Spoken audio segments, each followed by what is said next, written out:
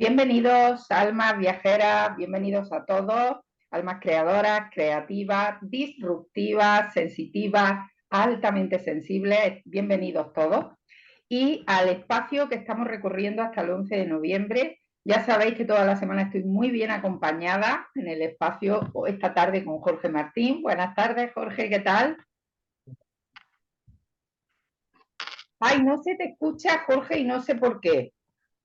Vamos a ¿Ahora ver. se me oye? Ahora, perfecto. Ha sido un Bueno, pues buenas tardes a Mariló y buenas tardes a todo el mundo. a todo el mundo. Buenas tardes, buenos días y buenas noches, ¿verdad? Bueno, estamos en el espacio de disolver paradigmas y a mí me preguntabais esta semana disolver para qué. Porque sabéis los que me conocéis que siempre tengo un motivo que aporte, si no, no es que no haga las cosas por placer, está estupendo, ¿no? Estar aquí. Pero bueno, los que me conocéis más profundamente sabéis que siempre tiene que haber un trasfondo que aporte a la sociedad. Yo hoy, por eso, y a partir de hoy, con esas cuestiones que me habéis planteado, no voy a hacer presentaciones y solamente voy a traer datos de ese para qué que me habéis pedido. Como sé que mi compañero Jorge, además que lo hace estupendamente, hace esas presentaciones tan bonitas, bueno, pues yo me voy a dedicar a traeros datos de para qué estamos haciendo esta disolución de paradigmas que no son útiles. Yo os comentaba algunos esta semana. Algo que no es útil, ¿para qué? Y te lo devuelvo a ti que me lo preguntaste, porque si no es útil, ¿para qué repetir y repetir y repetir? Antes de daros una opinión muy personal mía, o preguntarle a Jorge qué opina eso de repetir, repetir, repetir, sin ningún motivo, antes de eso quiero que escuchéis los datos y Jorge, me avisa si se escucha bien porque lo voy a poner con el teléfono. Vamos a ver si se escucha bien, que es muy interesante.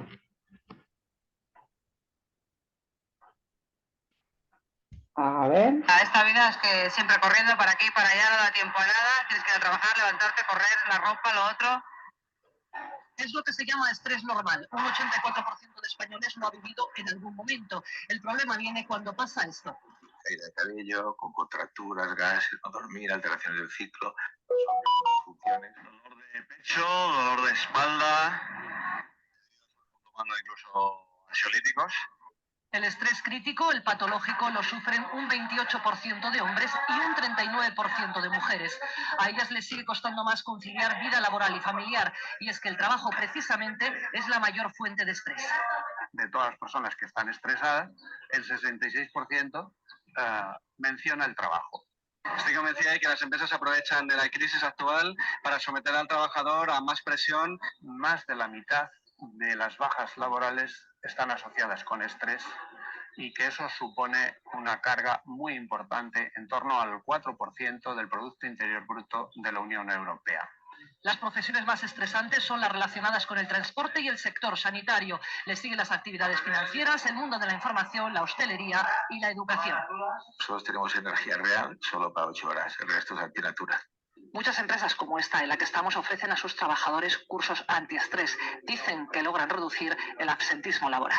Voy a colocar un sensor en la oreja de Daniel y este sensor pues va a medir las pulsaciones para poder determinar su nivel de estrés fisiológico real. Y Daniel, como indica la gráfica, está estresado. Es una de las terapias que imparte la Fundación Sauce en Madrid, una ONG que gratuitamente enseña a los trabajadores a reducir sus niveles de estrés. El control de la respiración es la clave. Precisamente por el trabajo en reducción de estrés consiguen prestar una mejor atención al cliente, permanecen más tiempo con nosotros y en definitiva son más productivos. En Alicante este grupo trabaja en la sanidad, asisten también a un curso de reducción de estrés. Lo importante no es lo que nos sucede, sino cómo lo gestionamos. Es la filosofía del biólogo Andrés Martín que basa su método en la meditación. Lo primero es aprender a parar y ver antes de actuar. Tiene que ver con vivir la vida tal y como es. No como a mí me gustaría que fuera, sino como es. Y que es mejor, a partir de ahí, moverme hacia las posibilidades que tengo en vez de luchar contra la realidad. La realidad es que si el estrés no se frena a tiempo, lleva a la ansiedad y la ansiedad a la depresión. En 2010 un 16% de españoles ha tomado ansiolíticos, según los expertos. La cifra preocupa porque aseguran que cada año sube un 6%. Sí, siempre necesitas una ayuda, tipo de pastilla, un orfidal o algo para poder dormir mejor. Además, el cáncer está relacionado con el estrés. El estrés fabrica una serie de sustancias que potencian la inflamación crónica. Y la inflamación crónica puede acabar al final en tumoración, más si tienes un gen familiar. Evitar el estrés es el objetivo. La clave, según el doctor, la tiene el número 8. 8 horas de sueño, 8 horas de trabajo y 8 de ocio o de nada. Es gracioso, me reía por lo del 8, Jorge? Totalmente. Y además estamos en el aula 4×2, igual a 8. Y os aseguro que esto no estaba preparado, ¿eh? Hoy no voy a poner presentación y quiero pues daros datos. El paradigma o la creencia o el patrón, como lo queráis llamar, es el siguiente. En el trabajo profesional, aplicar emociones o sensibilidad no es rentable y no es productivo. Esto lo hemos oído, y yo que me dedico a trabajar directamente con empresas, es como el argumento habitual. ¿Por qué? Porque es algo que se repite y que no nos planteamos debido precisamente al estrés, que además los datos son de un estudio que hizo Radio Televisión Española, es público, no hay ningún interés ni ninguna politización, porque bueno, luego pondré en la introducción los datos, los profesionales que han intervenido y os daréis cuenta que es bastante paritario. Hay además un dato que os voy a dar que me gustaría que buscarais, que es un artículo de Erich Fromm que lo llama La nueva sociedad deshumanizada, y es tan brutal que no quiero leerlo, pero bueno, él llama despedazar la vida o acabar por destruirla o destruirnos. Fijaos hasta qué punto él da datos sobre lo que considera que nosotros llamamos evolucionar y él lo llama despedazar. Sin embargo, es un científico, no estamos hablando de un filósofo, sino de... él empezó como psicoanalista hasta que se dio cuenta, yo creo que Jorge, tú estarás de acuerdo también, en que al final los que tenemos una orientación más humanista buscamos datos porque nos llega un momento en el que nos dicen, bueno, pero es que eso es filosofía, eso es teoría, y entonces comenzamos a buscar datos, y entonces cuando nos empezamos a dar cuenta, igual que en este artículo dice Erich Fromm, igual que yo me di cuenta, igual que seguramente tú, Jorge, de que los datos son brutales, los datos son verdaderamente, bueno, como para tomarlo en cuenta. Pero bueno, no hay que dramatizar, ya sabéis que a mí no me gusta dramatizar, y os quiero poner un ejemplo real de un estudio que se ha hecho en Infobae, que está publicado, de un experimento. Fijaos que bueno, para mí no es un experimento, pero así es como hay que tratarlo cuando no hay un objetivo más empírico y demostrado, ya sabemos cómo es la ciencia. Se ha llevado a cabo en Valencia en el pasado mes de abril, y el objetivo era mejorar el bienestar y la salud de los trabajadores, sin que las empresas implicadas perdieran rentabilidad o productividad. Participaron 350.000 personas en el proyecto y consistía en aplicar la semana laboral de 4 días que tanto está dando que hablar esta semana. Al final han llegado a la conclusión de que tiene un efecto beneficioso porque, bueno, está claro, pues tenemos un día más para conciliar y un día más para poder aplicar todos estos recursos que Jorge y yo comentamos semana a semana. Os digo que lo busquéis, está en Infobae, la fecha 25 de octubre, fijaos, 25 de octubre y es 26 de octubre, así que está nuevecito. ¿Qué más os quiero comentar desde la parte mía de productividad desde la sensibilidad? Bueno, hay una práctica que se ha empezado a hacer en las empresas para producir bienestar en los profesionales, y es que los roles, los puestos de trabajo no sean categóricos, fijos y que solamente lo asuma una persona. como mínimo que haya 3 y que el puesto de trabajo sea rotativo. ¿Por qué? Porque se ha visto y se ha demostrado en estudios que cuando una persona considera que ese puesto es suyo en un sistema, en un ciclo productivo, le cuesta mucho cuando se siente mal pedir un día de asuntos propios simplemente para descansar o simplemente para hacerse observar pues, por el médico o por quien sea que tenga que vigilar su salud y bienestar. Entonces las empresas que son más inteligentes, pues lo han considerado y ¿qué han hecho? Pues han creado algo que no solamente ya se utiliza en emprendimiento, que son las incubadoras y las aceleradoras. En la incubadora lo que se hace es preparar a las personas en un proceso de germinar ese rol profesional y que se interiorice no solamente a nivel de acción, sino a nivel de conexión, que los profesionales asuman los roles interiorizándolos para que luego después el inconsciente pueda también participar, no solamente el consciente. Y luego están las aceleradoras y son los profesionales para urgencia, los profesionales que están en la guardia. Esto me parece maravilloso porque yo tengo precisamente un familiar, Jorge, que él hace guardia y cuando le llega la semana de guardia se le pone, vamos, es que se le nota en el carácter, se le nota. Claro, ¿por qué entonces se practica la aceleradora? Porque imaginad, mi familiar tiene un niño con un problema, un niño con un problema de dependencia. Si él sabe que está de guardia y sabe que a su hijo le pasa algo, imaginad si sabe que en su empresa no hay profesionales que puedan hacer la guardia, qué tipo de estrés tan bárbaro va a vivir esta persona. Le va a costar muchísimo comunicarlo a la empresa que tiene que faltar por alguna razón personal. La mayoría de las veces lo callan y aunque la empresa cree que gana, va a perder. ¿Por qué? Porque la productividad que va a haber no es real, porque está con la mente focal situada en su conciliación familiar. Y bueno, yo creo que esto pues son aspectos que ya las empresas están considerando y que son responsables. Yo hablaba esta semana con unos clientes donde están pasando el proceso de autónomo a empresa y realmente se están dando cuenta de que responsabilidades que situaban antes en los propios empleados siempre son de la empresa, siempre es el sistema, siempre es la elección y la decisión de que se cree un equipo donde el bienestar sea la prioridad para que de esa forma se pueda crear una productividad más sana, de más bienestar y que se puedan alcanzar objetivos y logros compartidos. Para mí ha sido maravilloso el que me lo dijera, que es una clienta de tiempo y que lo estén practicando y que se esté estableciendo este sistema colaborativo. De todas formas, yo quiero dejaros hoy con, bueno, porque las cosillas que he contado son regularillas, entonces quiero dejaros con un método que yo recomiendo mucho a mis clientes de productividad desde la sensibilidad y que hoy toca con todo lo que he contado, ¿no? Es un sistema de 4 siglas, la M de maestro, la E de elegir, la R de reconocer y la G de gratitud. Este sistema se puede aplicar igual que la certificación de coaching por valores, tanto en niños como en adultos. Solo hay que aplicar que cada vez que veas a una persona ya es un maestro siempre, un compañero, un jefe, no hay distancias de poder, siempre hay un maestro y te está enseñando algo, da igual la situación que estés viviendo.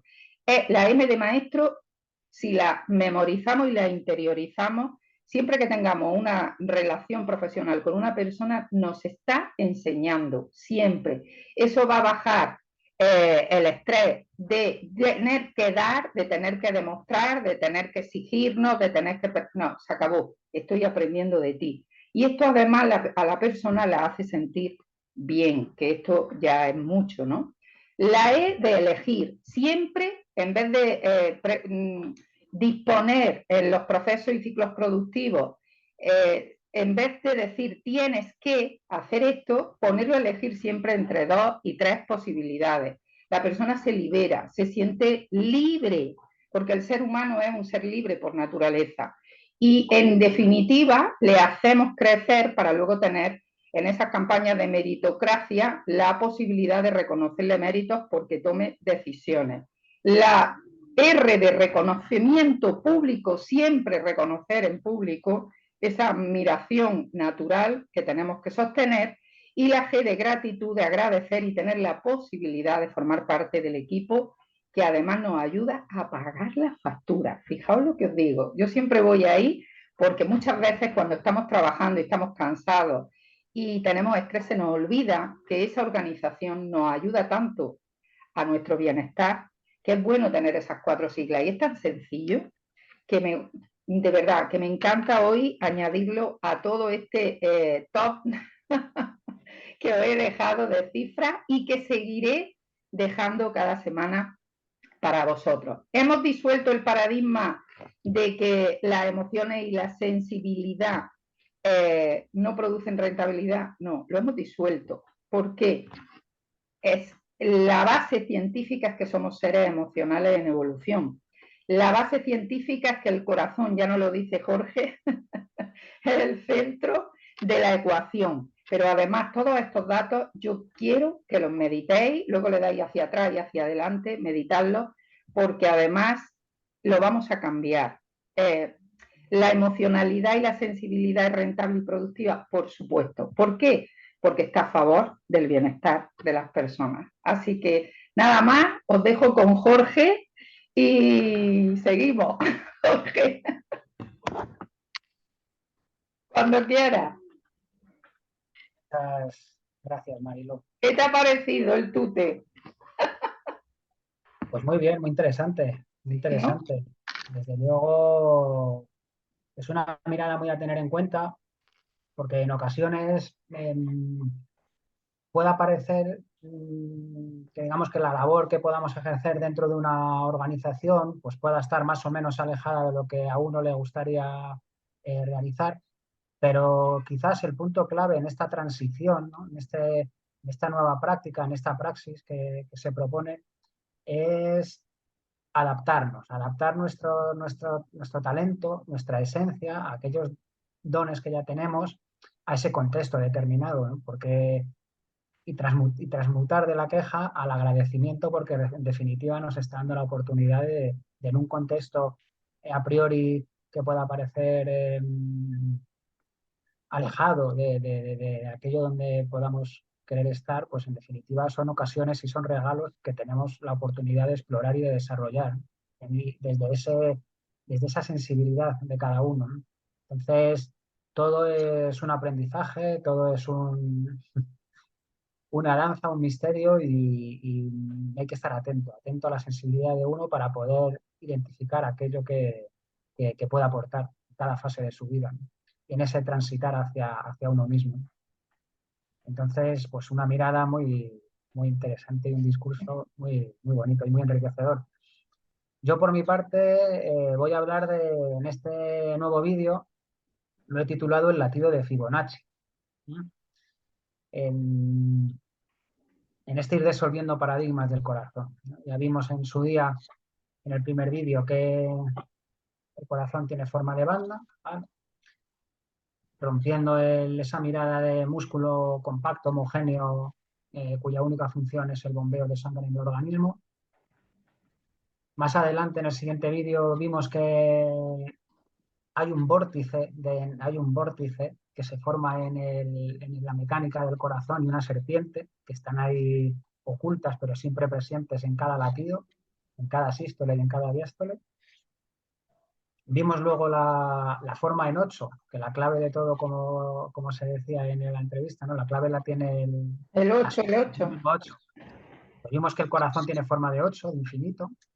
Y hoy os voy a hablar del latido de Fibonacci, porque hay un patrón en la naturaleza, es una huella matemática mágica, ¿no? El número de Dios le llaman, que es la sucesión áurea, ¿no? Ahí está representado ahí en la concha del caracol, ¿no?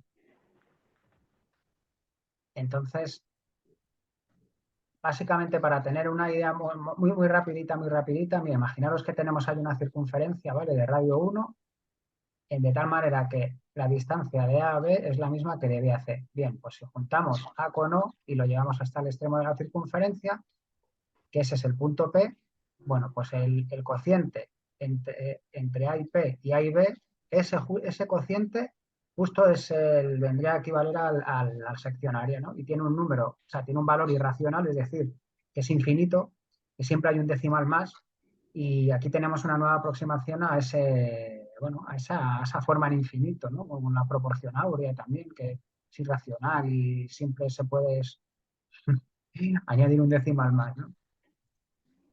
Una manera de entender esta proporción áurea es a través de la sucesión de Fibonacci, que seguramente la habéis escuchado, ¿no? Es una sucesión de cifras en la que dos números sumados entre sí pues nos van a dar el siguiente número, es decir, 0 más 1 nos da 1, 1 más 1 nos da 2, 1 más 2 nos da 3, 2 más 3 nos da 5 y así sucesivamente, ¿vale?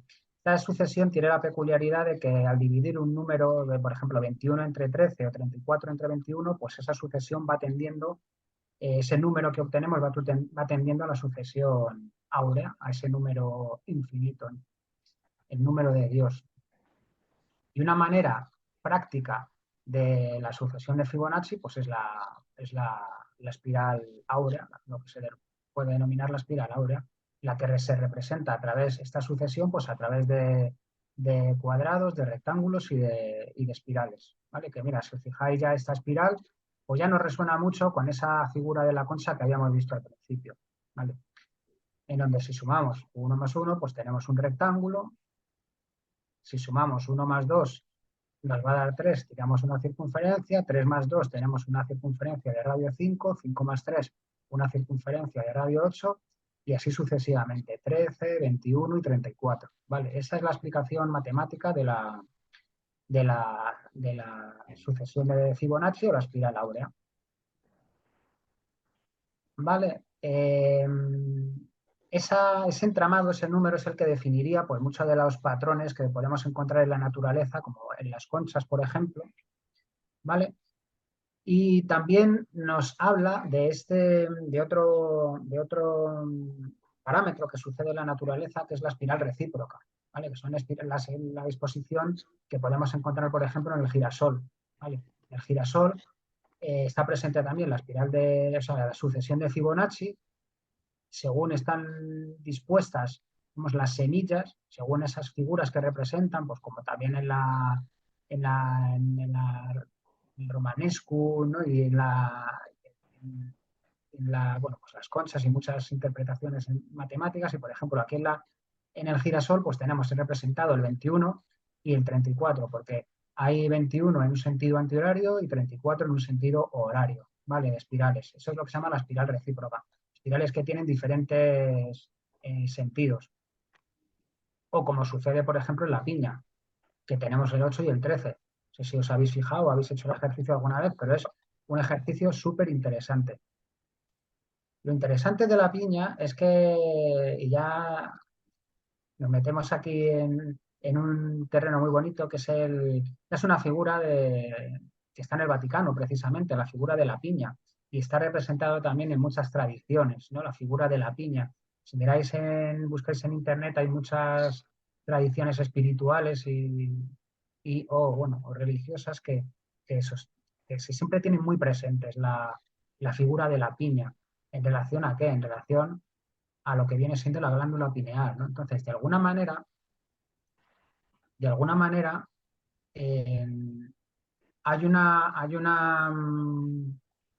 hay una resonancia muy, muy bonita y muy interesante, tanto a nivel físico,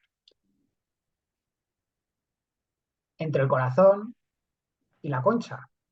Esto es muy potente y yo cuando lo descubrí, porque lo descubrí, hay investigaciones científicas, pero muchos de los descubrimientos han sido a raíz de dedicarnos un ratito, ¿no? Y está contemplar figuras, contemplar el corazón, contemplar la concha y de repente aparecen imágenes y dices, madre mía de mi vida, qué cosa más bonita y más interesante. Esa resonancia oculta que hay entre el corazón y la concha, pero es que también entre el corazón y la piña. Y evidentemente, claro, ya cuando hablamos de piña, pues nos vamos también a la pineal Y cuando hablamos de la pineal, o sea, físicamente hay una resonancia muy directa entre la disposición de una parte del corazón y la glándula pineal, que dicen tiene forma de piña, pero también hay una resonancia a nivel energético y entre el corazón y la glándula pineal. De alguna manera como que están relacionadas y el nexo de unión que une este comportamiento o que tiene un impacto muy directo en ese comportamiento es el funcionamiento armónico del corazón. Es decir, cuando el corazón entra en coherencia, gracias, por ejemplo, a uno de los elementos que comentabas, Mariló, que es la gratitud, por ejemplo. Entonces, una vez más, abordamos la mirada de este corazón de una manera física, pero de una manera desde un prisma completamente nuevo, que en esta ocasión pues nos aproxima y nos sugiere que esa inteligencia oculta en el diseño del corazón pues es la misma inteligencia que subyace en muchos de los elementos que encontramos en la naturaleza. Entonces, un pasito más en esta aproximación a nuestro órgano maestro. Al final y al principio, Jorge, es que nos estamos dando cuenta en este viaje que todo lo que está dentro está fuera, todo lo que está fuera está dentro, todo está relacionado, nada está separado, ¿verdad? Es como, wow, hemos creado un mundo externo de reflejo de nuestro mundo interno. Pero la cuestión es que no lo sabemos. Por lo menos hay muchas cosas que yo no sabía, ¿no? Entonces, ¿qué ocurrirá cuando nos demos cuenta de que todo lo que tenemos aquí materializado está intencionado sin darnos cuenta de lo que tenemos dentro, ¿no? Esta manera de crear, de que somos creadores, ¿no? Y que tenemos la realidad que podemos construir y crear, ¿no? Sí, a mí me gusta enfocarlo en esta aproximación, este ejercicio creativo, este poder creador que tenemos todos los seres humanos.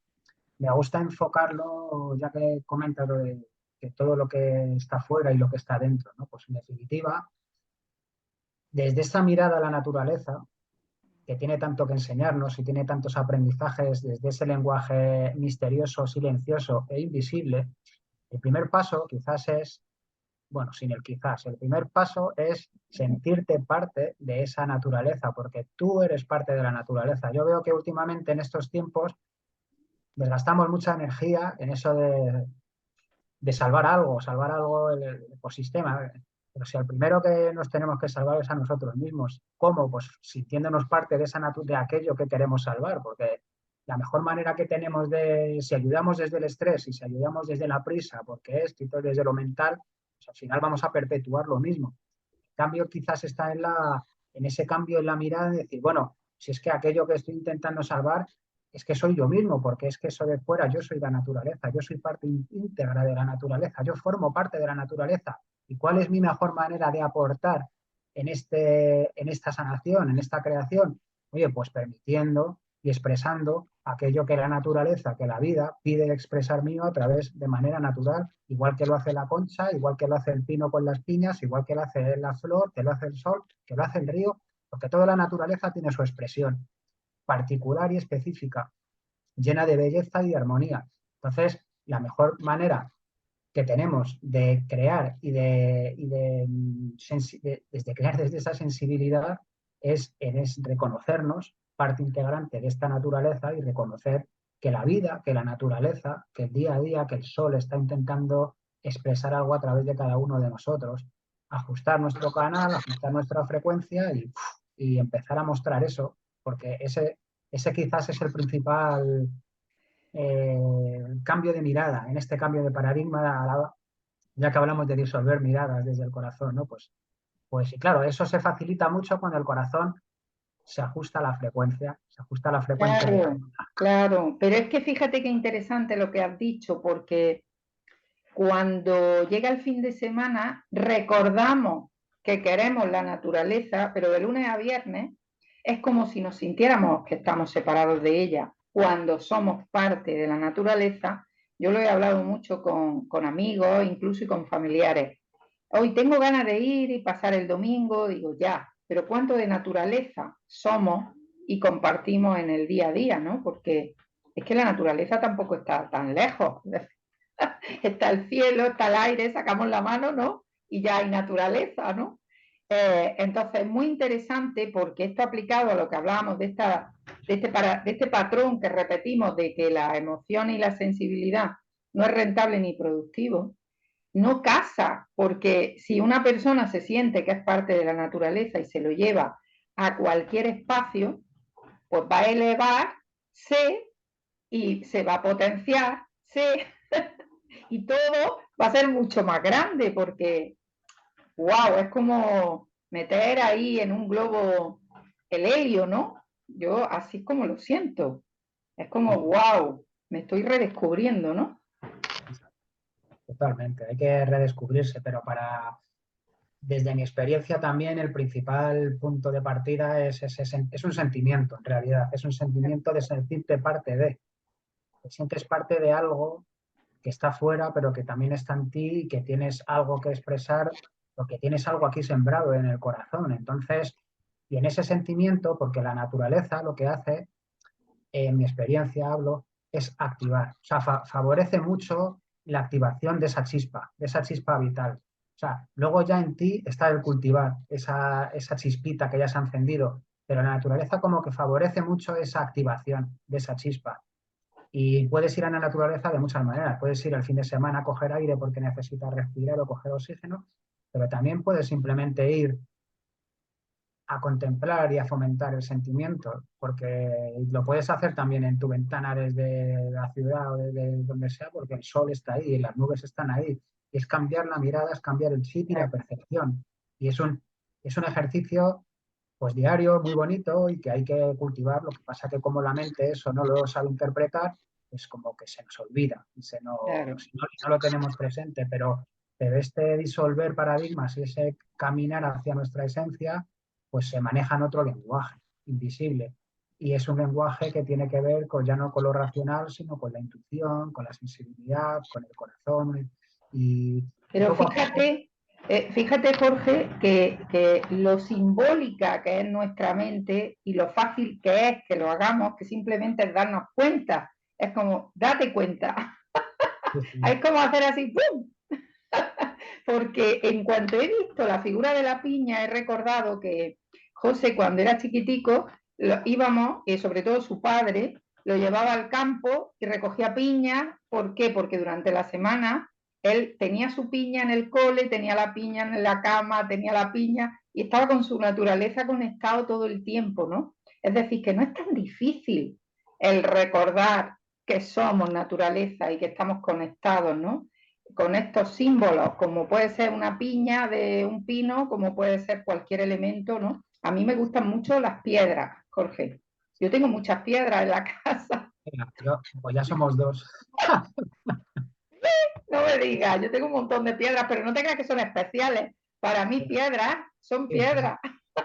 Son piedras, sí, sí, son piedras. Vamos, yo me voy encontrando por ahí piedras y para casa. ¿No?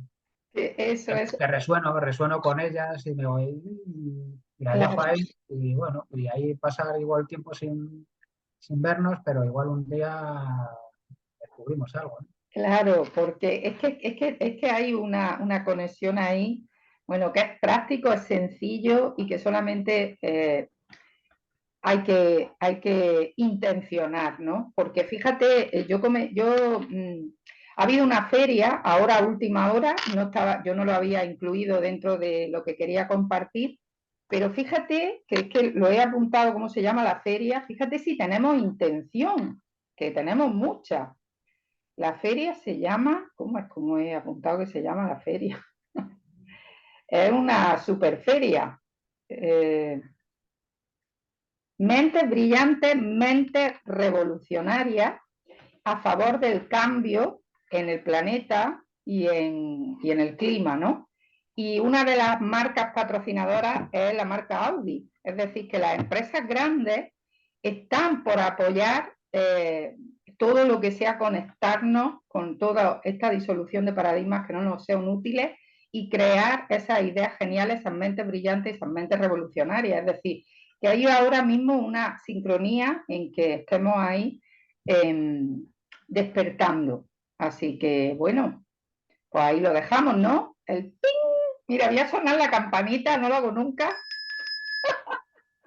Para que ¡ping! Despierta. ¿No, Jorge?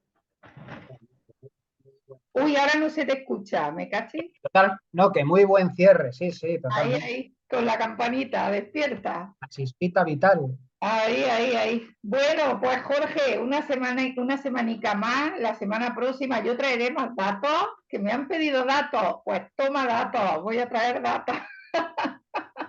Así que estaremos disolviendo paradigmas y una cosita que os quería comentar. Ya estamos con los puntos de la guía del termómetro del corazón. Me habéis preguntado que qué mide ese termómetro. En una empresa, en una organización y en una persona, bueno, Jorge ya tiene aparatejos y aparatitos y superaparatos que os irá contando, pero él de forma tangible, que lo mide. Yo lo hago todo con cuestionarios, que es lo bonito, ¿no? Que somos complementarios. La cuestión es que todo actualmente se mide, todo, todo, todo, todo. Y es importante que se mida. De hecho, en el proyecto que yo he compartido antes, se daba como recomendación de 3 a 6 meses para ver cómo mejora esa organización. Por eso, el ROI, el retorno de inversión que ponemos en lo que invirtáis, da igual si en contratarnos, que puede ser, o en construir una guía para vosotros o un trabajo para vuestra organización, se puede medir el retorno de inversión. Esto me lo habéis preguntado también y por eso el nombre de nuestra guía es el termómetro del corazón, porque igual que la fiebre, se mide todo. ¿Para qué? A vuestro servicio. Así que no quería que se me olvidara. Seguimos y no sé si tú quieres decir alguna cosita más, Jorge. No, me parece perfecto como estás.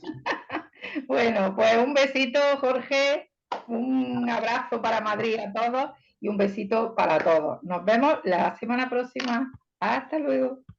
Chao.